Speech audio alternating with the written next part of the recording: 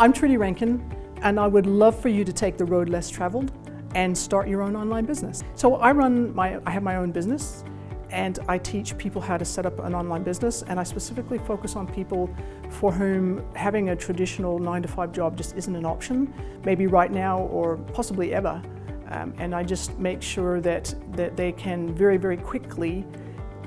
go from no idea to having an idea, and then setting up the necessary website and things that go with it very quickly and get them going so that they can get started with their business and so that they can focus on the content side of their business and serving the customers. Over time, we will be able to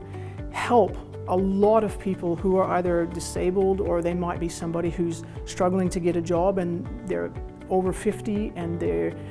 just discovering that their skills are either obsolete or they're facing age bias, or anybody who just can't work a 9-to-5, but they still want to contribute to society, they still want to support themselves financially, and we want to help people like that. I would really love it if you